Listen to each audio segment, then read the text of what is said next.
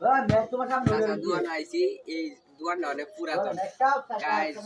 গ্রামের বাড়িতে আইলে শহরের বাড়িতে টাউনেতে আইলে চাচার দোকানে 4 টাকা গ্রামের অনেক বিখ্যাত একটা দোকান হইলো চাচার দোকান। চাচার নাম হলো জওয়ার আলী চাচা। এখন কাকার দোকানটা চাচা একটু দোকানটা একটা চাকায় আমার দোকানটা দেখবো। আর দর্শক তো গাইজ অনেক দর্শকের অভাব নাই। এই যে আমার বন্ধু বান্ধব দর্শক বন্ধু বান্ধব কোনো অভাব নাই গাইজ। তা ছোটবেলার বন্ধু বান্ধব সব গাইজ, দর্শকের অভাব নাই বুঝছেন। এই যে কিছু বলো চাচা, কি বলবো তাই ভিডিও কর চাচা।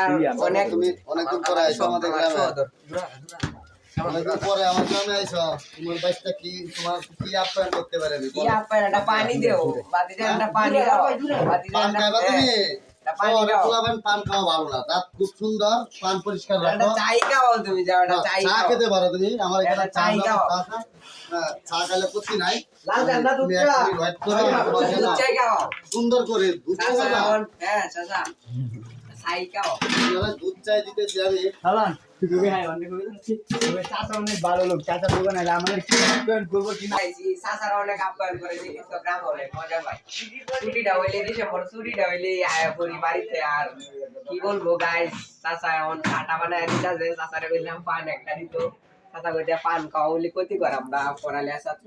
আর চাচা নিজে সেটটাও দিয়া দিছে, বসতাম।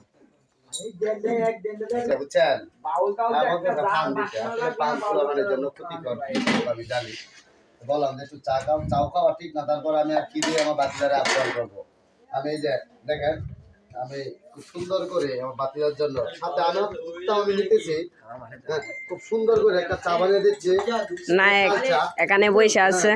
এখানে খুব সুন্দর করে চা বানিয়ে দিচ্ছি। বাতিজা, হ্যাঁ চাচা, তোমার আব্বা মা ভালো আছে তো? বাতিজা ভালো আছে, ভালো আছে। আচ্ছা আচ্ছা, আলহামদুলিল্লাহ, ভালো থাকলে ভালো। আসলে গ্রামে অনেকদিন পরে আইসো, তোমার আর কি দিয়ে আমি আপ্যায়ন করবো বাবা। না, তুমি একটা চা খাও, আমার জন্য দোয়া করো। চাচা আমার নিজে সেটটা দিয়ে। চাচা বসো বসো তুমি। হ্যাঁ না বসো তুমি, বসো বসো, সমস্যা নাই। চাচা আমার হ্যাঁ